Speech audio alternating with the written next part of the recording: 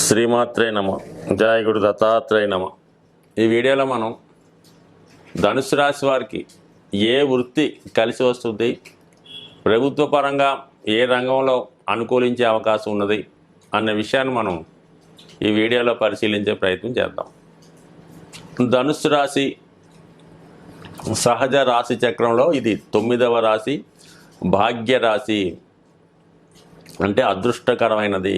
రాశి చక్రంలో ధనుసు రాశి బలంగా ఉంటే జీవితంలో వాడు ఎన్ని కష్టాలనైనా ఎదుర్కొని నిజాయితీగా న్యాయసమ్మతంగా జీవితంలో పైకి వచ్చే అవకాశం ఉంటుంది. అంతేంటంటే ధనుసు రాశి వాళ్ళు ఎప్పుడూ నిజాయితీగానే వెళ్ళాలి, ధర్మబద్ధంగానే ఉండాలి.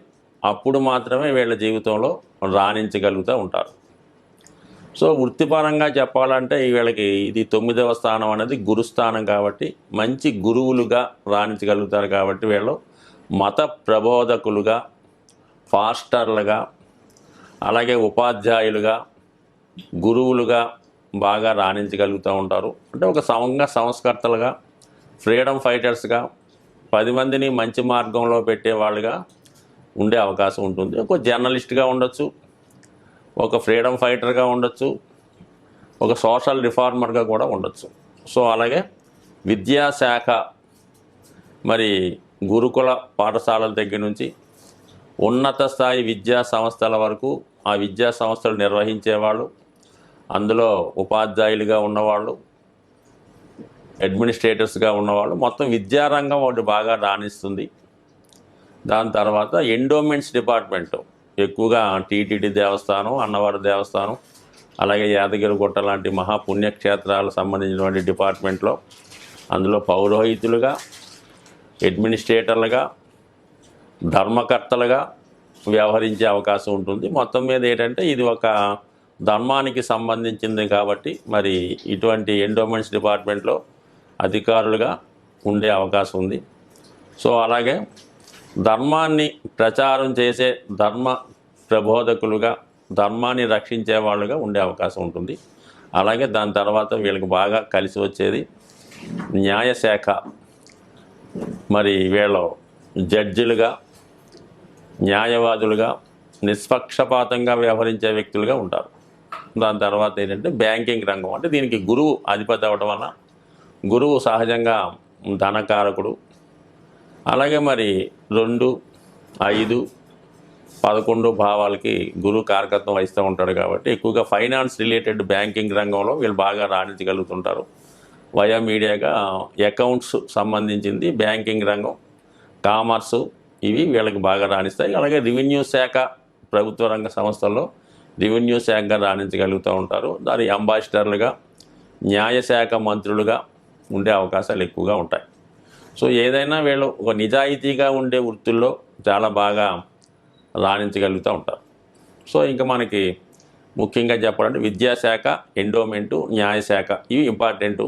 ప్రైవేట్ వ్యక్తులుగా చెప్పాలంటే జ్యోతిష్యం, ప్రవచనాలు, ఆధ్యాత్మికవేత్తలు, సంఘ సంస్కర్తలు, సోషల్ రిఫార్మర్సు, అలాగే మరి పూర్వకాలంలో దేశ స్వాతంత్రానికి పాటుపడి ప్రముఖ వ్యక్తులు ఇంచుమించుగా స్వామి వివేకానంద అయితేనే, సుభాష్ చంద్రబోస్ అయితేనే, మామూలుగా వీళ్ళంతా మొత్తం మీద, తర్వాత భగత్ సింగ్ అయితేనే వీళ్ళంతా కూడా కొద్దిగా ఈ రాశి ప్రభావితులు. అంటే ఇందులో రాశిలోనే జన్మించక్కర్లేదు. ఈ రాశిలో ఎక్కువ గ్రహాలు ఉన్నా, లగ్నాధిపతి ఈ రాశిలో ఉన్నా, అలాగే దశమ భావం ఈ రాశి మీద పడినా, లగ్న భావం ఈ భావం మీద పడినా అనేక విధాలుగా ఈ రాశి జనరేట్ అవుతూ ఉంటుంది. అలాగే అష్టక వర్గులో అత్యధిక బిందువులు ఈ ధనుసు రాశిలో ఉన్నా, మరి అలాగే రవి రాశిలో ఎక్కువ బిందువులు ఇచ్చిన ఇవన్నీ కూడా దీనికి వర్తిస్తూ ఉంటాయి అన్నమాట. ఇది కూడా కేవలం ఒక జన్మ రాశిని బట్టో, జన్మ లగ్నాన్ని బట్టో జాతకం కాకుండా ప్రతి ఒక్క రాశి, ఆ రాశిలో ఉన్నటువంటి గ్రహాలు, ఆ రాశిలో ఉన్నటువంటి అష్టక వర్గ బిందువులు,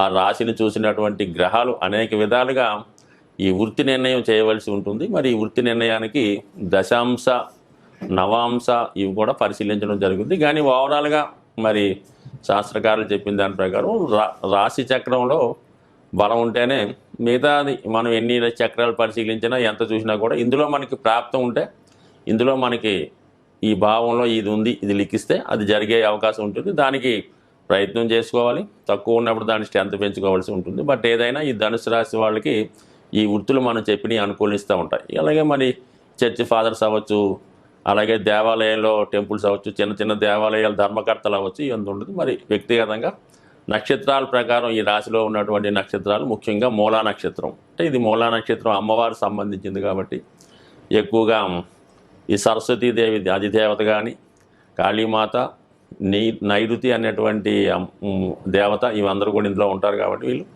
బాగా స్ట్రగుల్ పడిన తర్వాత జీవితంలో పైకి రావడం జరుగుతూ ఉంటుంది. ఈ రాశి నక్షత్ర జాతకులు జీవితంలో బాగా లోతులు చూస్తారన్నమాట. ప్రతిదీ డెప్త్గా ఆలోచిస్తూ ఉంటారు, ఎప్పుడూ బిజీగా ఉంటారు. ఏదన్నా అప్పుడు దాకా ఉన్నటువంటి సంస్కృతిని, అప్పుడు దాకా ఉన్నటువంటి సాంప్రదాయాల్ని కంప్లీట్గా మార్చివేయడం జరుగుతూ ఉంటుంది. అంటే వీళ్ళు ఒక కుటుంబంలో జన్మించిన తర్వాత ఆ కుటుంబ వ్యవస్థ పూర్తిగా మారిపోవడం జరుగుతుంటుంది. ఒక శాఖలోనో ఒక డిపార్ట్మెంట్లో ఈ నక్షత్ర జాతకులు ఉన్నప్పుడు దాన్ని పూర్వపరాలు మొత్తం అంతా చేంజ్ చేసి మళ్ళీ కొత్త మార్గంలో ప్రయాణించే పరిస్థితి ఉంటారు. ఎక్కడున్నా వీళ్ళ ఐడెంటిటీ కనబడుతూ ఉంటుంది. ఒక నటనలో ఉన్న, ఒక రాజకీయ రంగంలో ఉన్న, అప్పుడు దాకా ఉన్న సాంప్రదాయాలు మార్చి కొత్తగా ప్రయత్నం చేస్తూ ఉంటారు. కొత్త ఆచారాలను ప్రవేశపెడుతూ ఉంటారు, కొత్త రూల్స్ని ప్రవేశపెడుతూ ఉంటారు. కొత్తగా ప్రజలను శిష్యులను కొత్త మార్గంలో నడిపించే ప్రయత్నం చేస్తూ ఉంటారు. పాత వాటికి షష్ఠి చెప్పి కొత్త భావాలతో ముందుకెళ్ళి ఒక దేశాన్ని, మనుషులను, జాతిను సంస్కరించే ప్రయత్నం చేస్తూ ఉంటారు. సో మంచి ఒక అవసరమైతే పోరాడుతూ ఉంటారు, దాన్ని సాధించే ప్రయత్నం చేస్తూ ఉంటారు. సో ఈ విధంగా ఒక సంఘ సంస్కర్తలుగా ఉంటారు కాబట్టి వీళ్ళు ఎక్కువగా న్యాయవాది వృత్తిలో బాగా రాణించగలిగే అవకాశం ఉంది. ఫ్రీడమ్ ఫైటర్స్గా ఉండే అవకాశం ఉంది. అది మరి ఇంక వేరే విధంగా అయితే వాళ్ళు తిరుగుబాటుదారులుగా, మరి నక్సలైట్గా కూడా మారే అవకాశం ఉంటుంది. ఇంకా దాని తర్వాత పూర్వాషాఢ, మరి శుక్రుడు అధిదేవతగా, అంటే శుక్రుడు రూలర్గా ఉంటాడు.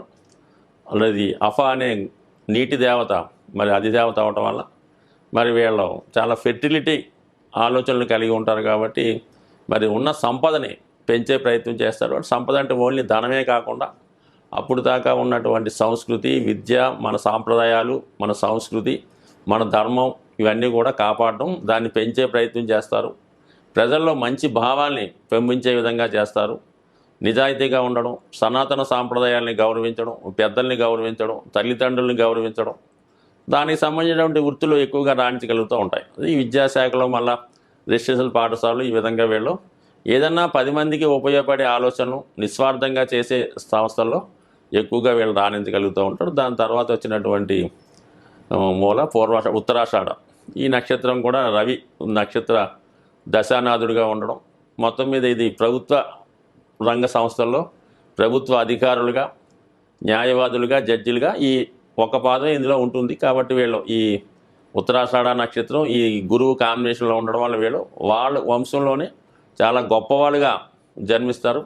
వీళ్ళు పుట్టిన తర్వాత ఒక కుటుంబ వ్యవస్థ పూర్తిగా మారుతుంది. వాళ్ళు కుటుంబానికి, పుట్టిన దేశానికి, పుట్టిన కుటుంబానికి కూడా పేరు తెచ్చుకొచ్చే ప్రయత్నం చేస్తూ ఉంటారు. సో ఏదైనా ధనుసు రాశి వాళ్ళు ఎప్పుడు కూడా నిజాయితీగా వ్యవహరించాలి, న్యాయంగా ధనం సంపాదించాలి అన్నప్పుడే వీళ్ళ జీవితంలో రాణించగలుగుతుంటారు. చిన్న పొరపాటుకి పెద్ద పనిష్మెంటు రావడం జరుగుతుంటుంది. కాబట్టి ఎప్పుడు కూడా న్యాయ మార్గంలో వెళ్తే వీళ్ళు చాలా జీవితంలో పైకి వచ్చి మంచి నేమ్ అండ్ ఫేమ్ కలిగించే అవకాశం ఉంటుంది. స్వస్తి.